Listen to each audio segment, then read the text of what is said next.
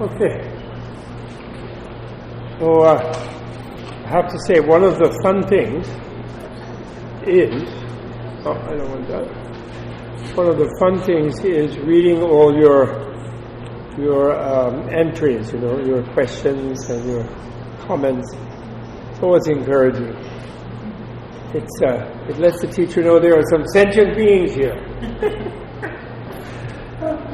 There's some it's like the matrix, it's just an illusion.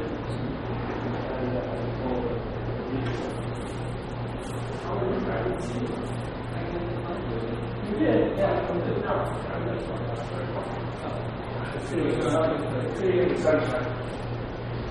Okay, so it's fun to read your postings. Really, I enjoy it. And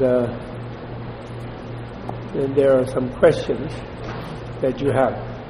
This thing here, I just wanted to. There's a few things. Let me explain a little bit of this. Stream endurer. Fetters newly eliminated. I love Bhikkhu Bodhi, actually. He comes from New Jersey. But he's a Sri Lankan monk. But he actually, his origin is New Jersey. And he's a real gringo. And he's really fun. I like him. Anyway, so the identity view is a fetter. Right? What does identity mean? Identity. Idem is Latin, means the same. So identity means a sense that there's something inside us that is just the same, that never changes. If you meditate just a little bit yourself, and one of the best ways to do it is when you're having memory lane in a scrapbook, and you look back at pictures of yourself when you're in a picnic in your family, like 2 years ago or something like that. You see yourself with the family or friends in some scene, of course nowadays everyone has these iPhones and they have some zillion pictures and lose track of it all. But anyway, you have what we call in our time, we used to call memory lane, when you look at the scrapbook. And then when you find yourself in the picture, you look quite different. A few years ago, of course you were very young, so it's hard to notice maybe. But you look a bit different a few years ago. And you're in a certain setting, maybe at the beach or something like that. And then you sort of find yourself, and if you can remember the scene and the situation, you then have a memory, and you find a point in your subjectivity where you feel, oh yeah, that's me a few years ago. It doesn't really look like me now. But my subjectivity is just the same as now. So you sort of link up, you link up to the memory, and you feel that's normal, as if there were a point that doesn't change in your experience. I don't know if you can find that. If you contemplate it a little bit, you might know what I'm talking about. So that's a sense of identity. That's what he means. That's what he means when he says the fetter, identity view, like I'm always me. And me means something that doesn't, there's some point of something that doesn't change. When I analyze, everything, brain, cells, cosmic rays, whatever it is, every cell changes in so many months, any biologist will tell you. Every single thing, as a material entity, changes, and your mind changes, you learn different things, you have different experiences, you relate to things different ways. So, the Buddhist psychologist's discovery was that there is no such point of unchanging self in there, no identity. So anyway, that identity view, in a way, disappears. And this relates to realistic worldview in its simplest, in the Eightfold Path there's something called the realistic worldview. In its simplest form, it is actually, I was looking for a view of it, and there's one, and it's on a page here, and I'm not going to scratch around looking for it. It's acceptance of the existence of causality. Isn't that a strange thing? When Shariputra met someone called Ashvajit, who was one of the 5 ascetics, one of the 5 first disciples, he met him in the bazaar, because Ashvajit was one of his begging bowl, and getting his free lunch. And he met Shariputra, who was looking for a teacher. who was also a shramana, a seeker, looking for a teacher. And he saw Ashwajit, and he liked something about him. He thought Ashwajit had something special about him. He was kind of, I don't know, floating a few feet off the ground or whatever. Why he thought he was special. So he said, who are you and who's your teacher? And what does he teach? So Ashwajit said, oh, my teacher is Shakyamuni or Gautama or whatever. And you go ask him. He lives outside of town. He's staying in a grove outside of town where I'm coming down here to get lunch. And go ask him. And Shariputra wasn't satisfied with that. He said, okay, but you have something kind of interesting vibe about you. You can at least, I'm sure you can tell me what he teaches. And Shariputra said, no, I'm just a simple mendicant. You should go ask him. So Shariputra again insisted and pressed him. So then finally he said that of all things that arise from causes, what are the causes? And also, how do you interfere or cease those causes? That's what the great seeker, my teacher, teaches. So somehow this really grabbed Shariputra, and he ran off. And he's got his friend Moggallana, and they went to see the Buddha. They became two of the Buddha's most important students, disciples, Shariputra and Moggallana, or Moggallana as they call him in Pali. Sariputta and Moggallana. So the idea of causation is a crucial thing that Buddha is known for. And what does it mean that to accept causation, it becomes a realistic worldview? If you accept causation, then something in one's subjectivity that is an uncaused, unchanging essence somehow erodes by that idea. You follow me? Everything is caused, it's all interconnected. And that there would be something that is immune to being caused to change becomes questionable. You follow me? Even though maybe I don't have an experience of being free of that identity view right away, it's the beginning of becoming more realistic from the Buddha's way. And doubt is a kind of paralyzing type of doubt, photographs of rules and observances. And this means someone who thinks that by following such a rule and doing such a ritual, they're going to be fine, and they very rigidly have rigid convictions about certain ways of acting. So then, when they overcome that, they become extreme winners, and then they only have to have 7 more lives among humans and gods before they attain nirvana. Right? So then, once returned, there's no newly eliminated. They have, of course, eliminated those, but then I didn't plug it in, so it keeps doing that. Save energy.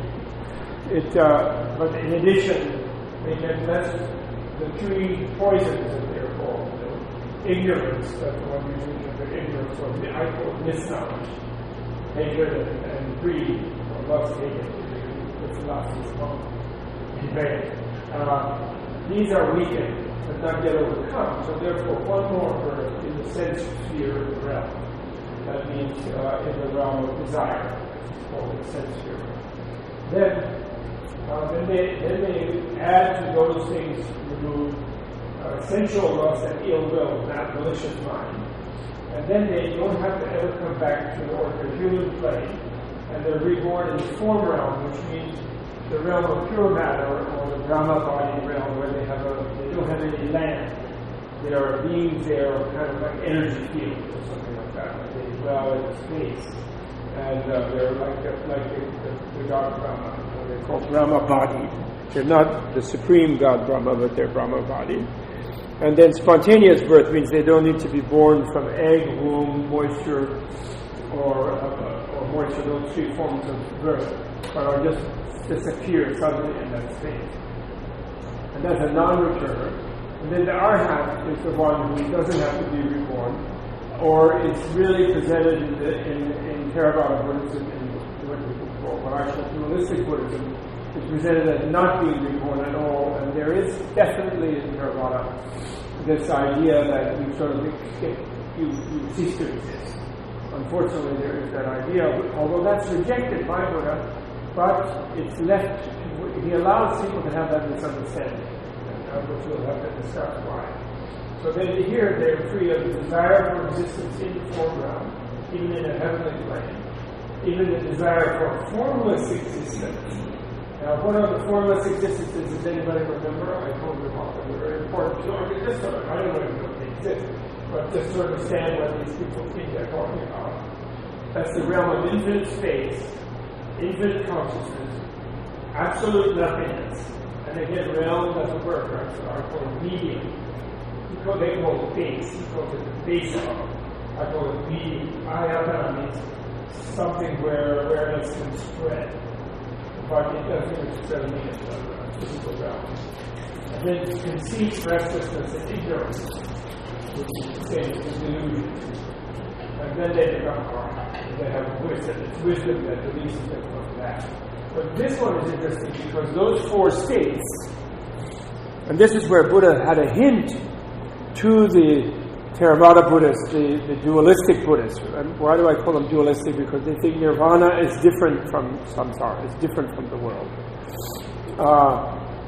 It was a hint that a craving for non-existence, craving for oblivion, an escapist desire because you're too sensitive and life is too difficult and you just want to just not exist, like someone who would want to fall asleep and stay asleep unconsciously without dreaming because they're just so sick of it, which is what many of these seekers are, basically. By saying that nirvana is not the realm of infinite space, it's not the realm of infinite consciousness, it's not the realm or seeming state of absolute non-existence, of absolute nothingness, akim jani ayatana, the medium of nothingness, really. And even not the state of being consciously unconscious, unconsciously conscious, and therefore somehow indescribable, beyond perception and non-perception, as he would translate it, or beyond consciousness and unconsciousness, which is the most subtle state, meditative state, but it's still a state. And that's not nirvana. So that's a strong hint that some place called nirvana where you just don't have to exist and bother with anything, that's not what nirvana is, right? Because that's something you reach through as an attainment. You reach it by an understanding, by meditation, by concentration. Okay.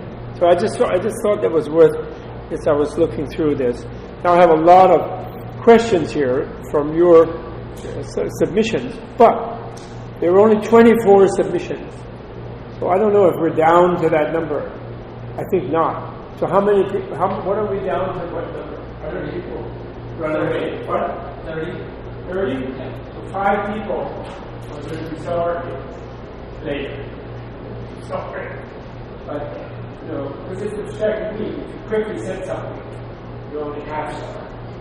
Okay? But to everyone who's registered, who has to be rated somehow, should really submit something.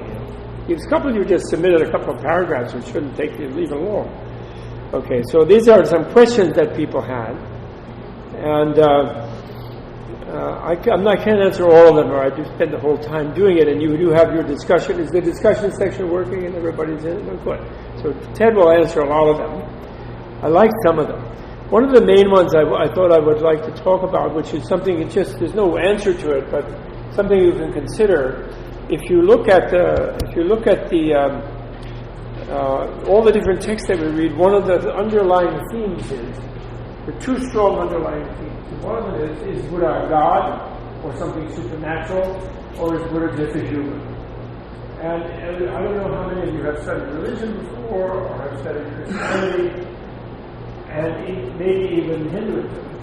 But if you study theistic traditions, other theistic traditions, let's say, then you know there's a question, is Christ God in Christianity, or is Christ a human? Even Krishna, who runs around, chasing girls and doing miracles and conquering serpents and things like that. In one way he's a human, but in one way he's like divine. And so almost those theologies have this kind of problem about is someone human or divine. And all of the Buddhists, one of you wrote about, in the Theravada, which is what Border said, I think, what scholars usually say, that Theravada is also humanistic and naturalistic. On the other hand, there's plenty of gods there, right? We've noticed already. There's lots of beings that so-called atheists or secularists wouldn't believe exist. And there are lots of them there. It's just that he's rejecting that anyone is the creator, omnipotent creator. It isn't that the Buddha, even in Theravada, is rejecting the existence of forms of life higher than the human, not all good, demonic or satanic, like the asuras, the anti-gods, as they literally be translated. And or Mara, one of you asked, how come Mara and Brahma are lumped together? So he's a devil. Yes, but he lives in a heaven. He's a heavenly devil. Mara is. And, they're different Maras, actually, but the Mara that involved in the story comes from a particular heaven, pleasure heaven. And he tried to seduce Buddha away from becoming enlightened and to attract him to pleasure, back to pleasure. So that's one thing is to observe that. See who sees it as sort of someone supernormal, who sees someone human. The Mahayana insists just as much as the Theravada that the Buddha is human and becomes enlightened. Why? Because it would be useless to come to teach humans if it wasn't possible for humans to come to the same understanding. So therefore, what would be no use for someone who's divine ahead of time or enlightened ahead of time to come, or never was unenlightened, for example. He might be enlightened a little bit ahead of time, relatively enlightened a little bit ahead of time to the particular last human life, but it would be useless to teach because there would be no example for people, because people would say, well, we can't do anything, so I hope somebody comes to save me. And that was not what the Buddha is saying. He's insisting that the only thing that can save us from suffering is our own understanding of our own reality and the reality of the world. And implicit in that is the idea that we're capable of that understanding. And so if he wasn't a human, and he was kind of a spoiled brat, actually, right? He was a total spoiled brat. I've been reading that book I told you about, Stars at Dawn, which I think is lovely. I didn't know that, Wendy Garling, about all the ladies in the Buddha's life and what a hard time he gave. Really? And I didn't even know. There was one, Ananda, she finds a source, I didn't see. Says such a huge thing, the Buddhist literature about it. That's real. And then she had looked in Chinese versions of things, Burmese versions of things, Indian, Sri Lanka. It's a huge, all over Asia, this huge populations, it had an enormous influence. And she found that Buddha had several wives, actually, not just Yashodhara, had children by him. And Ananda might be his own son, the one who is the one with the idiot savant who remembers everything you say. You talk for 3 hours and he'll repeat back everything you said, right? And remembers it for later where he can recite the sutra, that Buddha supposedly, right? That he turns out to have been maybe Buddha's son by another woman. And apparently when Buddha was really upset with death and everything and having emotional freakouts and preparing to run away, he had a fling with this lady, in town. And then she was very happy. She thought, everybody was in love with him apparently in the city, ultimately. And then she had a son by him, but who never had status in the town because it wasn't admitted that it was his child. And that was Ananda, according to that tradition. Who knows exactly. That was a new one to me completely. And there's interesting things that woman has discovered by ransacking every possible source she can possibly find, and about even Maya, even the history of his mother when she was young, and all the history of the different women that he was involved with in his life. So he was a brat, and he was really spoiled, and then he was tortured himself in a way, and then actually he became cool. He got cooled up. So the point of that is he has to be somewhat human, but on the other hand, the fact that the human can become something extraordinary is another major point of liberty. So once he's a Buddha, he's not exactly human, he's not exactly a God, teacher of humans and God. Beyond all his life, for some of you, and one of your questions found that to be a confusing thing, in the sense that, Buddha's consciousness was sort of divine in the sense of, and they've mentioned omniscience, and that's a big theme in Buddhist philosophy, and it's debated in different cultures in different ways what omniscience means. And all I'm saying is, we have an expression omnivorous. Someone might ask you, are you vegan? Are you a vegetarian? And you might say, no, I'm omnivorous if you like your occasional burger or something. Or your fish, fillet of fish, or lobster or something. But when you say you're omnivorous, you don't mean you've already eaten everything in the world. You mean you could eat most anything that was digestible when you say omnivorous. So omniscient could mean some sort of weird thing of where you have total knowledge holding in like a supercomputer of a brain, or it could be whatever you turn your attention to, you can completely understand. Something like that. But that's debated very much in the Buddhist tradition, exactly what it means. And of course, there's some versions of Buddhism that act like, oh, that just means that you know everything because you don't know anything equally. You know, there are some people who I like to tease in some so-called Dharma centers who think that the cry of triumph the Buddha should have made upon enlightenment under the tree is, duh. I give up knowing anything, and I'm not bothered about it now, so I'm happy, which is not the case. I don't think anybody really tries to make that case. But later in Buddhism, people do try to make that case, in fact. And there are certain statements in different Buddhist things that, like in the Madhyamaka, which we'll read later, we will start reading some sort of the centrist philosophies of Buddhism, where they say you know by the method of not knowing. And what they mean by that is a way of knowing something where you know it without being able to describe it in the kind of way we know something when we recognize it. In other words, it fits with a concept that we have. So I know that's a door because I have a concept of a door, an experience of going in and out of doors, opening doors, closing doors. So then I know that's a door because it fits in that concept. Whereas somehow, if you were like a CAT scan or X-ray machine or something, and you merged with a kind of oneness with every element of the substance of the door, it might be indescribable. You might experience as something indescribable, but yet you completely have a sense of everything about that door. Those are two. So that's knowing by not knowing. Is the idea, something like that. Okay, so I think those were the main questions that jumped out at me. Oh, and then there were things, but we'll jump ahead to those things. You see here, he says, I myself, monks, this was a quote one of you quoted from which was in the Water book, it's not in the Bhikkhu Bodhi book. But I like that quote. I myself, monks, or mendicants, before the enlightenment, being only an unenlightened being for enlightenment, unenlightened being for enlightenment, that's a mystery. That means bodhisattva. That should be translated as hero for enlightenment, or enlightenment hero, one who is heroically seeking enlightenment.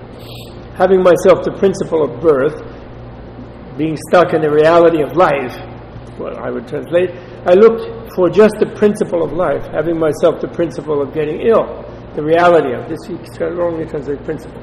In other words, I was unenlightened and I became enlightened. So that's a human thing. Okay? Then, there were some other questions. Upper East Side, oh, that was me. I moved to the West Side. That was my history of my life. The reason I use it, I just wanted to mention, a couple of you read something about a little bit in the Inner Revolution about me. The reason I do that is because in the classes I feel that the most important thing I can do for you is not just giving my opinions, and so I've given all my opinions in that sort of popular book that I wrote, or non-academic book that I wrote. I sort of give my opinions there, and therefore in the text, in the class, I can more focus on the text and help you learn to read them and to feel to get to the tradition through the text, which is the way you do that. Okay, so that's enough on your issues, which I enjoyed, and thank you for doing that. Those who submitted them, very good. Now I want to read some things from Bhikkhu Bodhi. The Bhikkhu Bodhi's translation, I hate this thing. Okay. I'm sorry, I'm bad at maneuvering this, making it big enough. I don't know, can you read that? Oh, you can read that quite well. Fine. So I wanted to read this thing about... when Buddha, after he was enlightened... but I wanted to read Brahma. I wanted to read this thing about Brahma. Yeah, here, oh good, I made a mark. I consider this Dhamma that I have attained is profound, hard to see and hard to understand, peaceful and sublime, unattainable by mere reasoning, subtle, to be experienced by the wise. Actually, in the Lalita Vistara, the Mahayana version of the biography, he gives 5 epithets to it. This doesn't quite include all of them, but I'm going to repeat them because they're nice. Some of them are the same. Sabshi, Ursel, Turtle, Dumache. Duzi Tower, Chichi, Korye, he says in Tibet. So and that has a Sanskrit similar. So that means profound, peaceful, Sabshi. Turtle, free of elaboration or free of proliferation. Ursel, clear light, literally, or luminous or transparent. That's how to really translate that word, prabhasara. Luminous, maybe we can translate it. But when we think luminous, maybe that's not quite good. When we think luminous, we think of a bright light. But this is a light that is different from other lights in that it is not the opposite of darkness. It's everything becomes transparent, is what clear light means. And then Dumaje, uncreated. This is so important. Uncreated. Like an elixir of immortality is the reality I have discovered. That's what he said. And then he said, whoever I teach it to, they will not understand it. Better I hang out by myself in nature, in the forest. Apparently these are, in that version, he himself, in the Sanskrit version, he says that's what he said. That's what he exclaimed upon attaining enlightenment. And this is similar to that. He says, I considered that, right? Profound, when he was considering, he wasn't just sort of being blown away, that thing. Profound is the same, hard to see and hard to understand, peaceful and sublime, unattainable by mere reasoning, subtle to be experienced by the wise. But this population delights in attachment. So here is the second part of what he said. Takes delight in attachment. It's so small on my thing. Takes delight in attachment, rejoices in attachment. It is hard for such a population to see this truth, or reality as I prefer, right? Because truth we kind of think of as a proposition or a statement, but when you think of truth as the object, as the reality itself, I prefer for that. Namely, and what is the reality? Specific conditionality and dependent origination, which I would translate myself as relativity. Notice that he says that he doesn't say nothingness, he doesn't even say emptiness. He says relativity. That's the reality that he has. It's hard for them to see that true relativity. And it is hard to see that. Why? Because if you think that you are something apart from it all that never changes, and that you're somehow problematically involved in it, then you're not fully related to it, actually. Your relationality to it is problematic to you. So you didn't perceive relativity in a certain way. Because you yourself are an unchanging thing apart from it all, by habit. It is hard to see this reality, namely the stilling of all formations, the relinquishing of all acquisitions, the destruction of craving, dispassion, cessation, nibbana. Nibbana meaning being blown away, actually.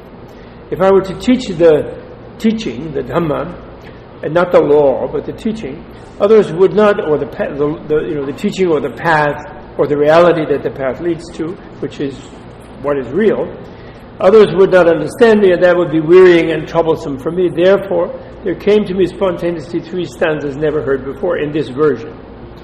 And I don't need to read that, because that's really the same thing. It's just a versification, really, of what he just said, right? So we can skip that. But this is the crucial thing that I want to point to is this idea of uncreated, what that means, unborn, uncreated. And we'll come to that a little bit later. So then mind was inclined to inaction rather than to teaching the Dharma. Then monks, the Brahma Sampati. Sampati means the Lord of societies, Lord of beings, Sampati. And Brahma is Brahma, And he's the one who some of the Indians in Buddha's time considered like a creator. which was the way in which the Indians themselves, the Vedic people themselves, kind of went beyond the polytheism of the early Vedas, where you have like a Zeus-like Indra and all kinds of deities, the wind, the fire, you have lots of deities.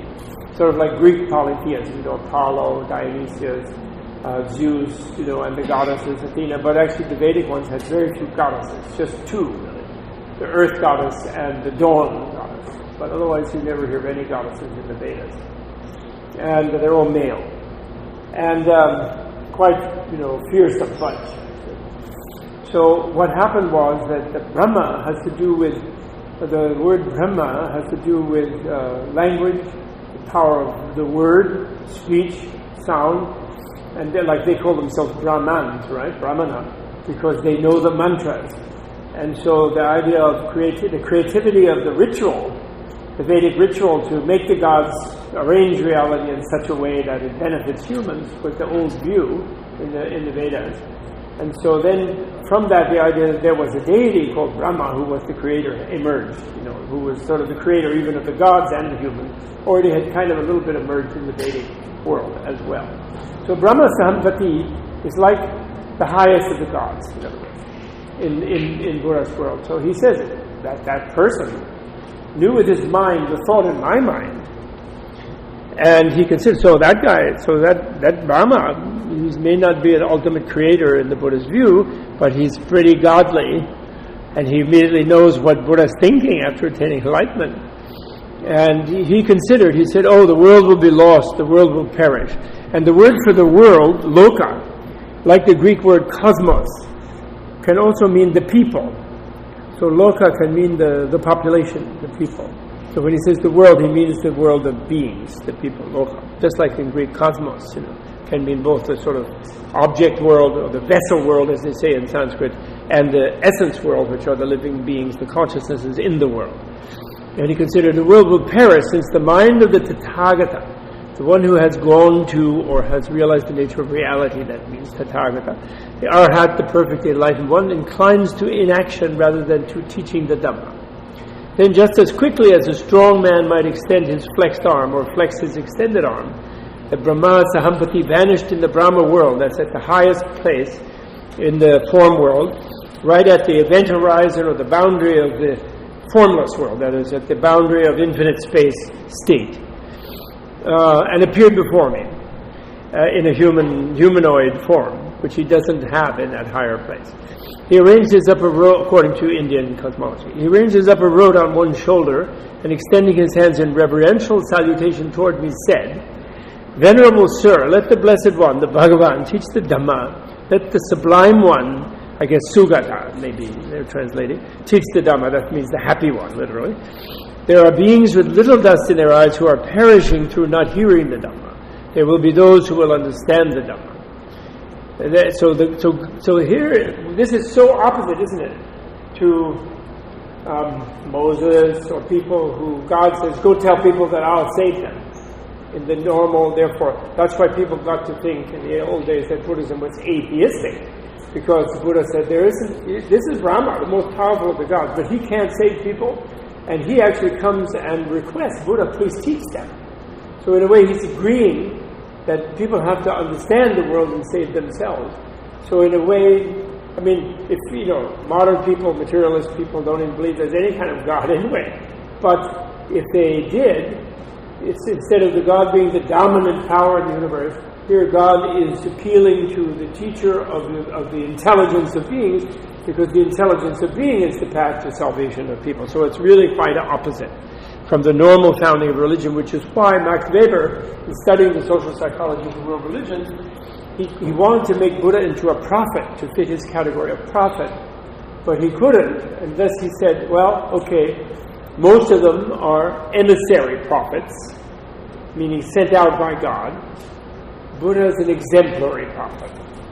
He lives and exemplifies the salvation that people seek, as having been a human. You follow me? So, but he tries to keep him in the role of prophet because he's seeing Buddhism as an organized institution all throughout Asia, and therefore it has to be a religion. You follow me? So rather than an education system.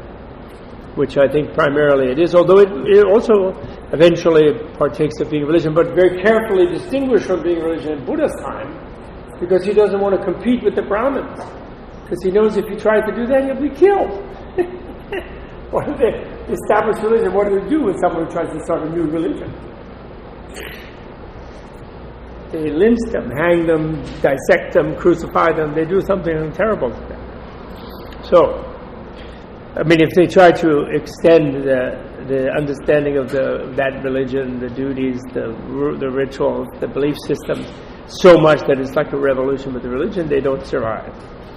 So, okay, so then he does that, and then he encourages the Buddha, and then he grants the Buddha a vision, usually. Open the door to the deathless, that's Nibbana. Let them hear the Dhamma that the stainless one has found.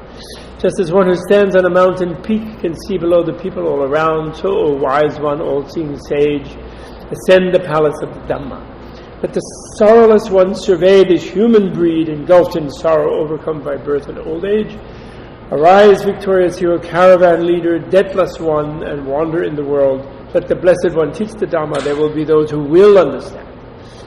So God asks the Buddha to teach. In other words, this is just a myth, but it's a very daring myth.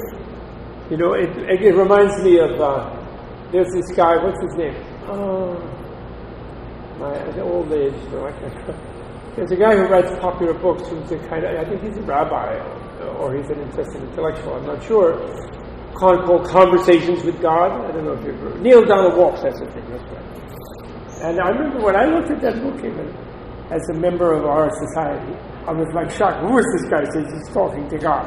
And then he reports all the stuff God tells him. And so God asked him to write the book to encourage people, right?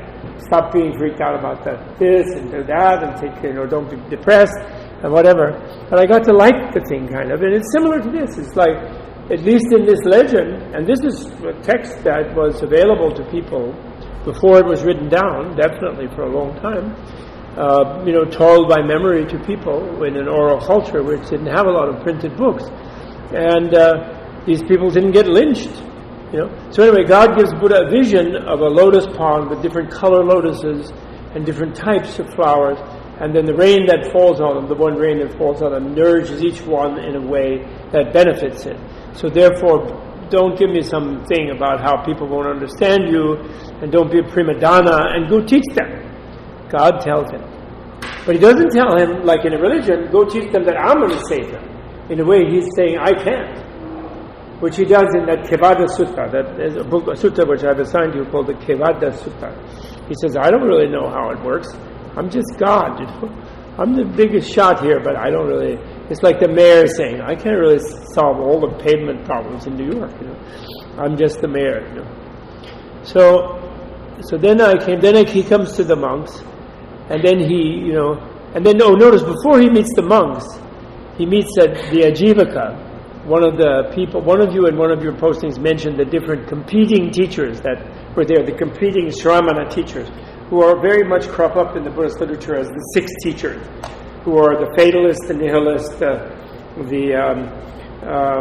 determinist, the indeterminist.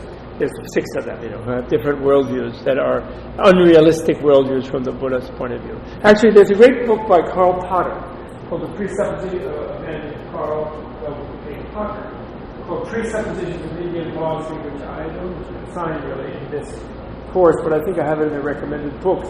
He has one chapter there on causality, and he goes from two extremes, from the determinists at this extreme. In other words, there's sort of fatalists, where every position is all predetermined and nobody can do anything, but they can't change their fate, sort of like a fatalist. And on the other side, there's sort of nihilists, where there's no coherence between cause and effect. Everything is random, and so therefore, in either case, you have no control over your life. And then there's all versions which are nearer determinism, and then there are ones which are nearer sort of indeterminism. And then he shows how in this time, and then proceeding from this time, in the later times of Indian philosophy, that the Buddha was the most successful of them, because his notion of the cohesion between cause and effect was not too tight and not too loose. So that understanding of causality meant you did have a choice that mattered. On the other hand, you weren't totally predetermined, and there was always some opening to change things, if you follow me. And he shows very beautifully with quotes from all the different traditions, which elaborate themselves throughout the Indian literary history and philosophical history. He shows how this sort of more balanced thing about causation is what drew people toward it, because it encouraged them that what they could do meant something. This is one of my, things that I always say about our modern culture. That when I used to teach at Amherst, we used to have kind of thing where we would teach these things called freshman seminar, where people from different fields would work together.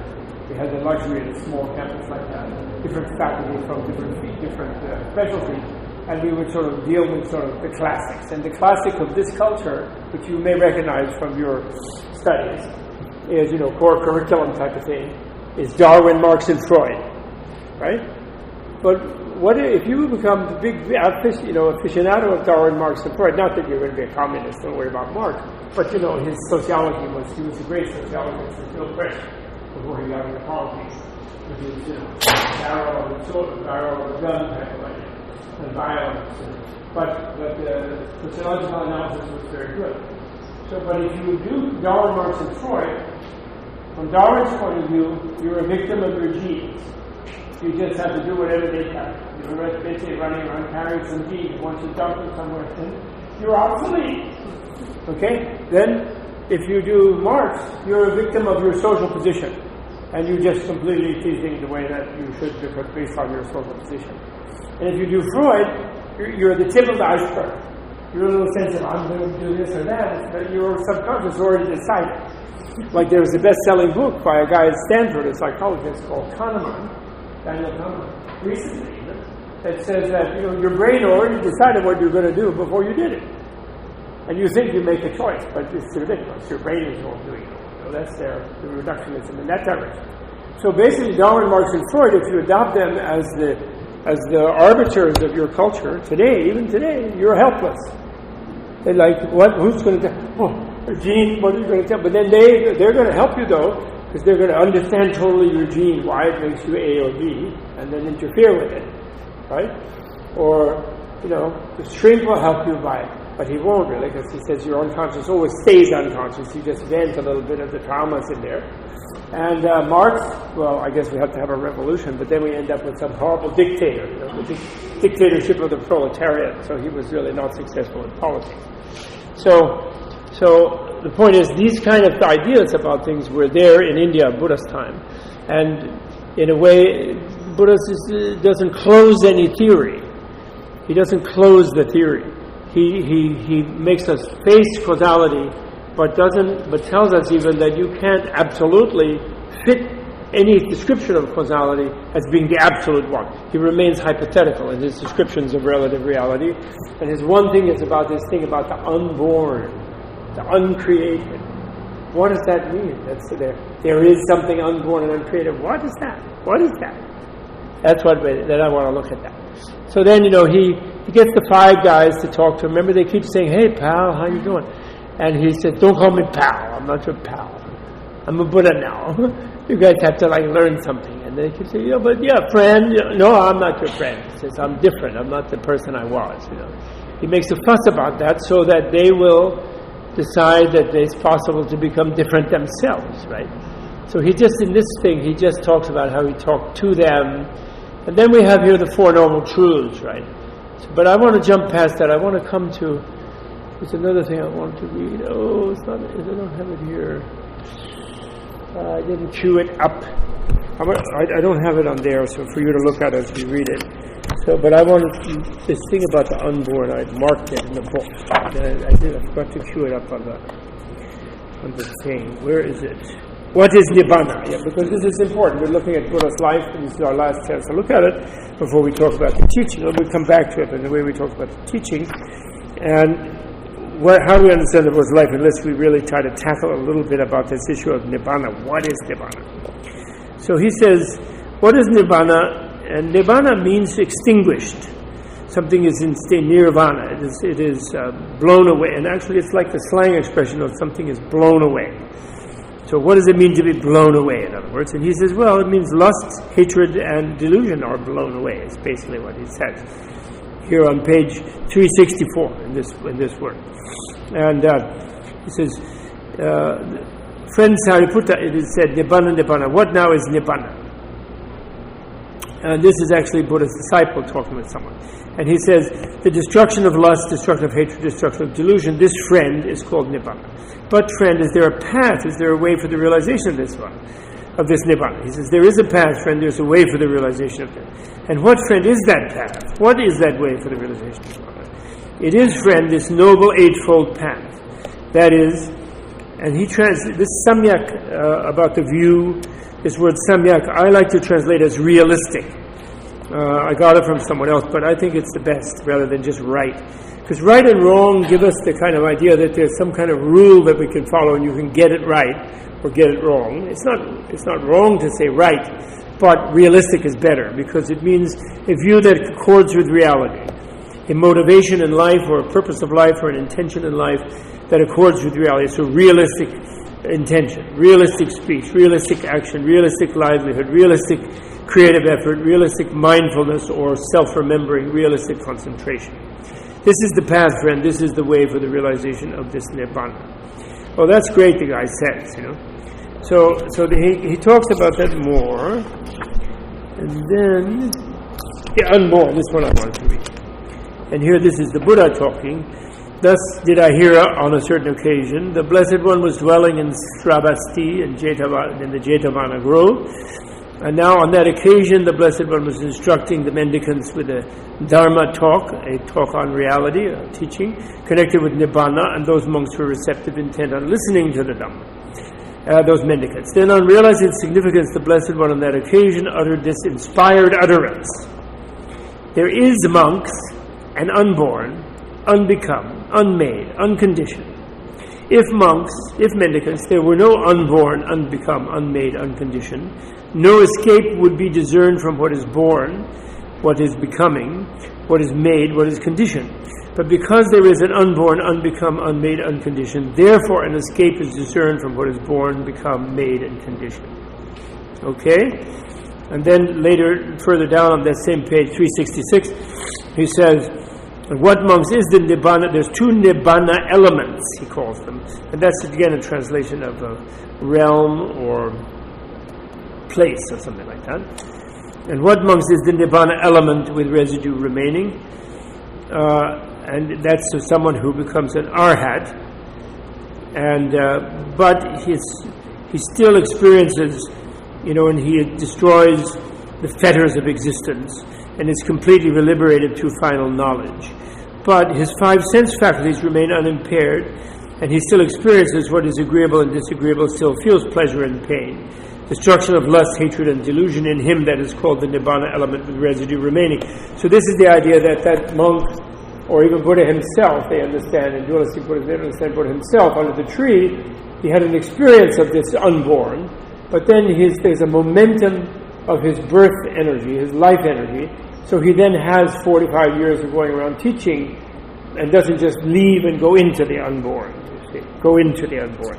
But then if you stop to think about the unborn, uncreated, unconditioned, how can you go into something that is uncreated and unconditioned, unborn? It is not like attaining a state. Because if it was attaining, going into somewhere, that would not be uncreated. It's a place is a relational thing. It's not an absolute thing. He's saying the unborn, the uncreated, unconditioned is an absolute. But you can't, how can a relative thing go into an absolute? And as if it were a place. You follow? You could go into infinite space, which is a state. It's this absolute seeming state. You can have an experience of infinite consciousness with no differentiated things, which is the state. You can have an experience of extinction as nothingness. You go in the medium of nothingness. And you can go to something even more subtle where you're sort of there and not there at the same time. But those are not nirvana. Those extinguished, those are what we might think of as extinguished, are not nibbana. Nibbana, if it's unborn, that means it doesn't come into existence. Right? It's not good. So, and if he says it is there, That means it's always been there, right? So that means it's here, but then the Mahayana will come and press these dualistic guys and say, it's here now. That means if you know. It's not if you don't.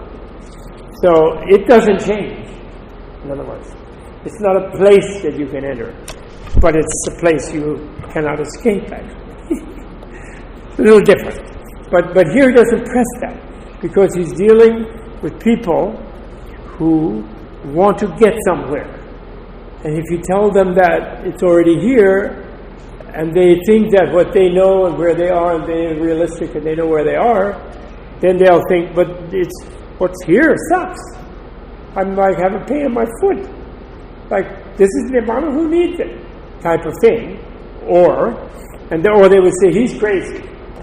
And they would have no motivation to do anything, and to get anywhere, and to transform themselves in any way. And I wanted to show there's one other thing that I think is a big clue about this, even in this tradition, this dualistic tradition, and that is, I'll just jump to that. I had a place where he describes his own experience. I marked everything. Oh yeah, he does that in various places. In talking about his own experience, he says, when I stopped being super ascetic and ate some food and got some strength back, and I felt like a live person, but I was, however, still in secluded from unwholesome states and from seeking sensual pleasure. So then I entered and dwelled in the first dhyana. Now that's why I spent time in that earlier class. The 4 contemplative states are the 4 dhyanas, which are divided into 16 Brahma heavens. They're divided into the 4 immeasurables: love, compassion, joy, and equanimity. But then those 4 are divided into 3, 3, 3, and 7 Brahma deity states. I showed you that, I think, right? Maybe not clearly, but I think you got it. And those are, and when your human enters them in a meditative way, they're called the 4 contemplations, the 4 immeasurable contemplations. And each one is described. He says, I entered and dwelled in the first jhana. In Pali they call JH, in Sanskrit DHY, dhyana, which is accompanied by thought and examination with rapture and happiness, born of seclusion. But such pleasant feeling that arose in me did not invade my mind and remain, or in other words, I didn't get stuck there. If you get stuck there as a yogin, and you're so ecstatic to have reached such a state, you will be reborn as a deity of one of those 3 heavenly realms, which each one has a name, describing sort of the quality of consciousness that you have there. With the subsiding of thought and examination, so no longer discursive thought, I entered and dwelled in the second dhyana, which has internal confidence and unification of mind, is without thought and examination, and has still rapture and happiness born of concentration. So there's this inner bliss wells up from within the nervous system, from this based on tremendous stability of mind in the second one. But such pleasant feeling that arose in me did not invade my mind and remain. In other words, I didn't get really attached to that. So I wasn't reborn there. I didn't leave my human body and become reborn there. It was just a state of meditation. With the fading away as well of rapture, so in other words, I was no longer excited that I'm feeling bliss inside. I dwelled equanimous, equal-minded and mindful and clearly comprehending. I experienced happiness with the body. I entered and dwelt in the third dhyana, of which the noble ones declared, he is equanimous, mindful, one who dwells happily. But such pleasant feeling that arose in me did not invade my mind and remain. So I didn't get attached to that either. So then, with the abandonment of pleasure and pain, in other words, with an inner contentment so strong that the idea of sort of a relative changeable, that I like this and I want a little more of it, that disappeared in me. And with the previous passing away of joy and displeasure, being thrilled about feeling good, just being pure goodness inside, I entered and dwelt in the fourth dhyana, which is neither painful nor pleasant and includes the purification of mindfulness, self-awareness of being in the moment by equanimity. But I didn't get stuck there either. Now here is the boundary between the formless realm, starting with infinite space, where everything seems to disappear and all differentiates seems to disappear, and you have an experience of vastness, First as a sort of objective realm, and then as a subjective realm, because you have the feeling that your consciousness permeates that vastness. It's present everywhere in that vastness. And those are the formless realms. But notice he doesn't go into those more extinguishing-like realms, where you really escape from the differentiated world. But he's at the top of the differentiated world, where there's still a sense of having a form, having a body. You follow? So having a boundary of self in other ways. It's still somehow in the consciousness, although at a very event horizon level of dissolving into pure mind, you could sort of say, although there is no such thing, but because there's still subtle energy, but still something like that. When my mind was thus concentrated, purified, bright, unblemished, rid of imperfection, malleable, wieldy, steady, and attained to imperturbability, I directed it to knowledge of the recollection of past lives. So it's still in a plane of awareness that the relative world still exists. Follow. And then he's sort of at the event horizon of expanding immeasurably. And so then he becomes aware of his own embodiment in the past, in time. He spreads through past time. Becomes aware of infinite past lives, which of course is kind of impossible, isn't it? It would take an infinite amount of time to do it, wouldn't it? But yet he felt as if it were so, and very specific. I was born here, I had that name, and this, I was that animal, I was that thing, I was the creature, I was in hell, I was in heaven. He has all those memories, supposedly. And he multiplies this to give people a sense of the vastness of it. It goes to 100,000 eons of world contraction. These are Big Bang, Big Crunch cycles. Eons of world expansion, eons of world contraction and expansion. There I was so named of such a clan, with such an appearance, such was my nutrient experience, blah, blah, blah. Such my experience of pleasure and pain, such my lifespan, and passing away from there I was reborn here, etc., etc. So, in other words, he spreads out all over time within the differentiated realm, at the top of there, rather than going off toward extinction, toward what we normally would think of as being extinguished. He in fact embraces everything. And he says this in dualistic Buddhism, right? Then that was the first true knowledge attained by me in the first watch. In the first watch of the night. Oh, thank you. Yeah, never mind. All right. Terrible. I might have something. Oh, ridiculous. Why don't I give up coffee? Thank you so much. Terrible. Awful. Just when we were on the verge of the second true knowledge. We dealt with thank you very much for dealing with differentiation. Another catastrophe. Thank you. Thank you. Great. Thank you. That's okay. So, thank you very much. So that was the first true knowledge attained by me in the first watch of the night, before I was flooded with coffee. Ignorance was banished, and true knowledge arose. Darkness was banished, and light arose, as happens in one who dwells diligent, ardent, and resolute.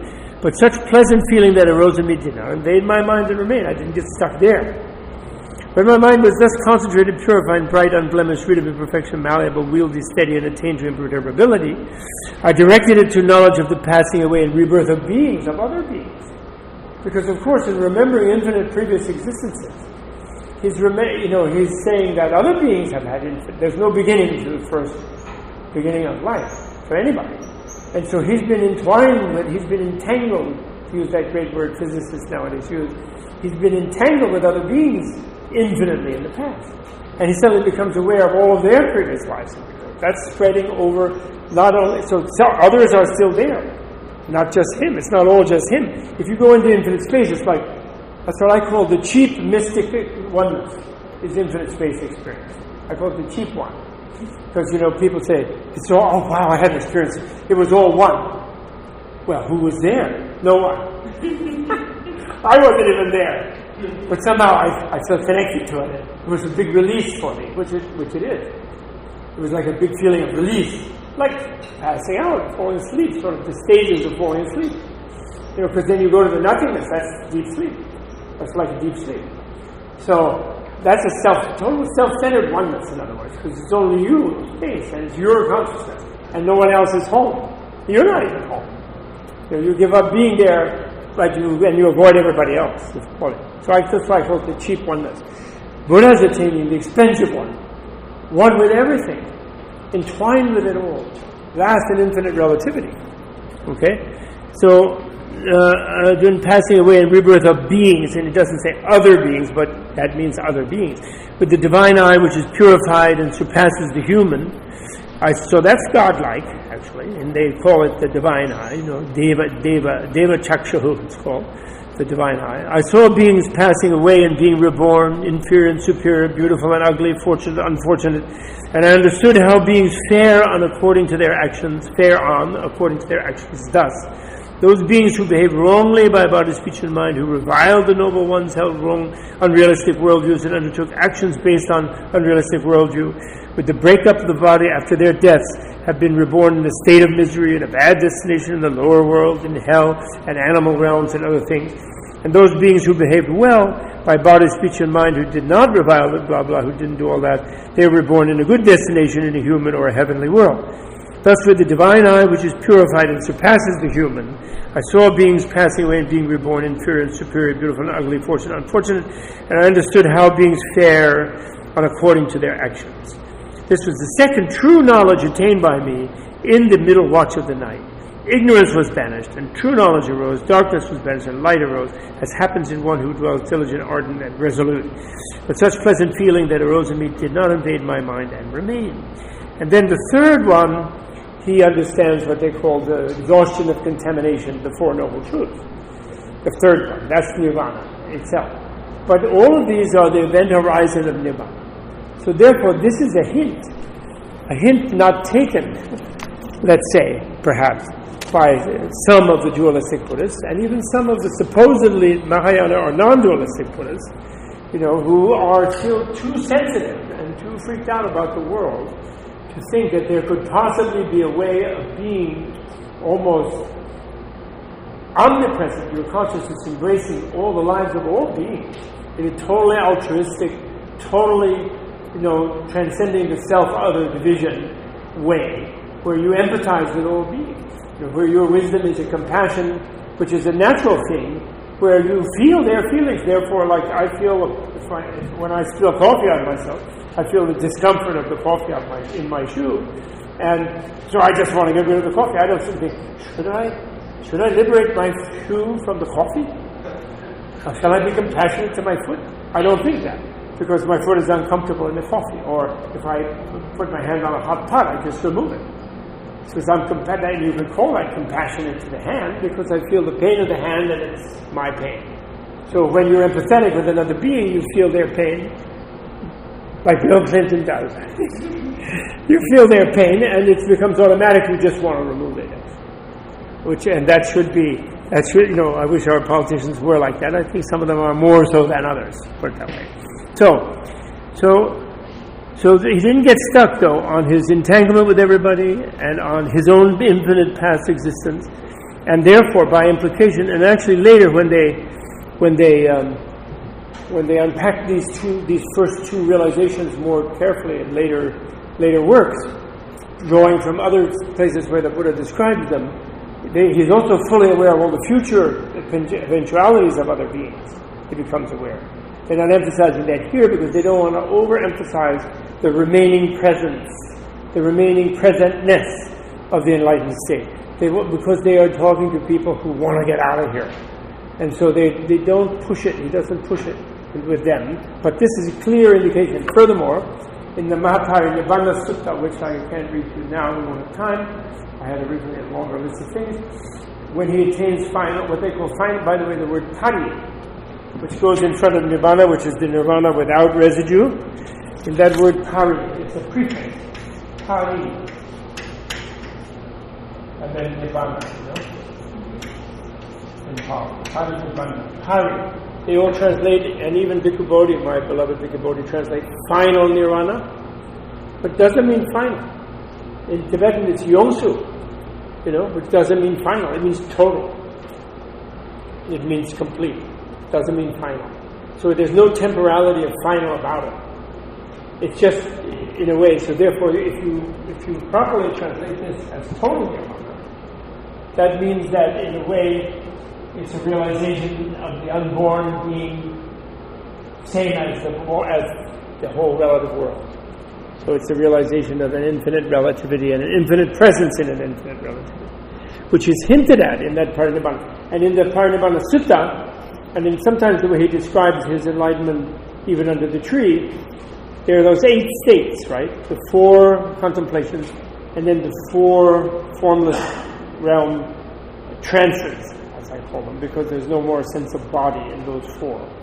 And what he sometimes does is, and he does that in the Parinibbana Sutta, he says then the Buddha was lying there, and then he left his normal sense presence, but then his consciousness went up through the 8 states to the realm beyond consciousness and unconsciousness.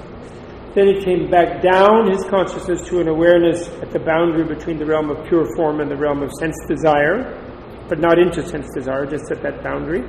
And then it went back up again exactly to this place, the 4th contemplative realm, at the event horizon of infinite space, but where there's still an awareness of differentiated material things. And then from there, he went into final nirvana, what they call final, I'm even saying it myself because it's such a habit, but total nirvana. So therefore, the clear hint is that total nirvana is a sense of total presence in the world, of a total free, blissful, transcendent presence, if you will. So the duality of transcendence and immanence, of absolute and relative, of unborn and born, is transcended in some way that you can't express, because in dualistic language it has to be A or B, and you can't express something that's both.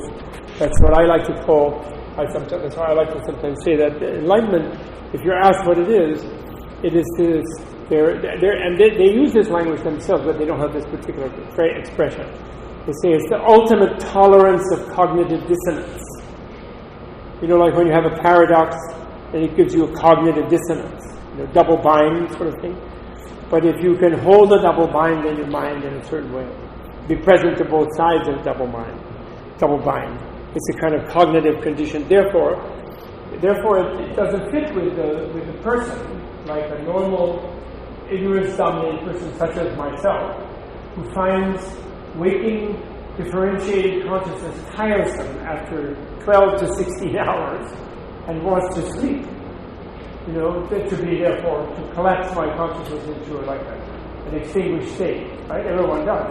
I mean, you guys to study for exams, maybe you can take something and stay up plenty hours for a few days or a week even when you're young. But after a while, you just want to be unconscious. No matter how much you're worried about the exam, you just want to blank it out, forget about it, or you say some other kind of expression. So I naturally assume that it's some enlightened, wonderful state will be some kind of collapse like that, to some simple state of not having to worry about anything. The idea that there could be a way of not worrying about anything and yet be completely engaged with everything is inconceivable to me, if you follow. But the hint is right here, even in dualistic Buddhism. And this is why the Buddha, although he fussed around about, I'm not going to talk to anybody, until God comes and asks me, which means God will help me somehow, smooth the way, help with the rainfall kind of thing. He says he couldn't do otherwise, actually, because really he's like connected to all the beings and seeing the different. And once he sees the future death and rebirth of beings, he's which is not fixed, because he's not a fatalist, because they can make better or worse choices, and when they live the way they live, they can become butchers, they can become murderers, they can become thieves, they can do all kinds of terrible things, and they can become narcissists, they can remain narcissists, and have a horrible time, or they can make good choices and have a better time. And since their experiences, in a way, he's not divided from their experiences, he can't do anything but really deal with them, actually. But he doesn't want to present it like that to people who are seeking an escape. Right? He doesn't. Okay. We have 6 more minutes. Any question? Yeah.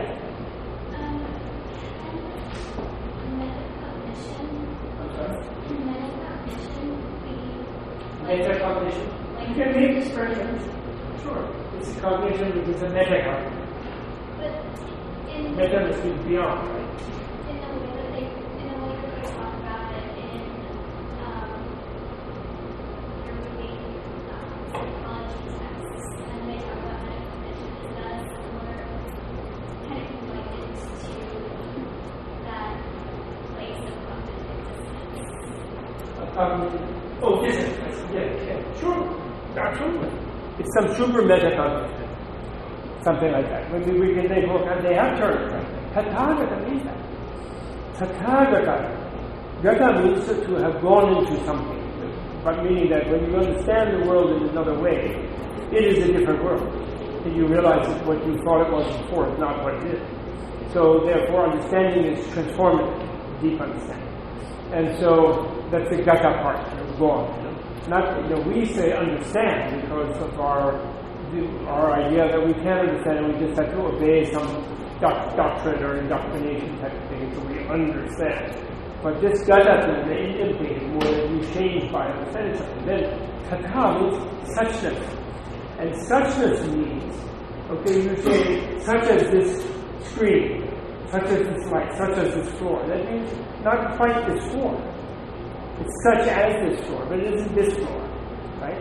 So that means that you have become aware that the things that seem to you to be just what they are, their reality eludes the way you're seeing them. So it transcends the way that you grasp on them as fitting with your concept, the tile on the floor. It's something beyond that, and it is. That's its suchness. You follow me? So that's a metacognition. You're seeing it. And then there's another expression, thatness, or thisness. So it's just what it is.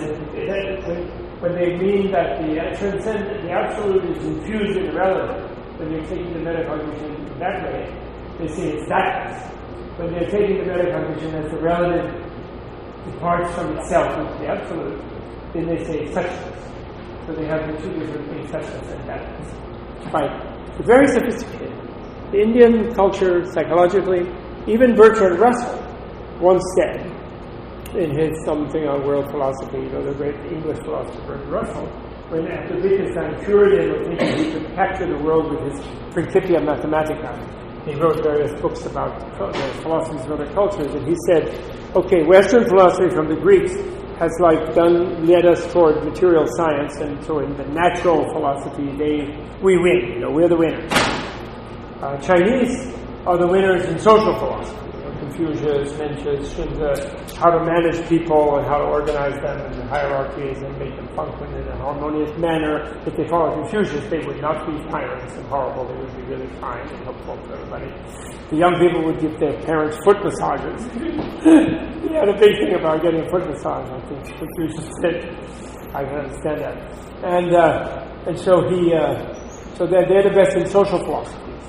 And the Indians in inner philosophy, psychological philosophy, about the nature of the mental states and the inner mind and the best.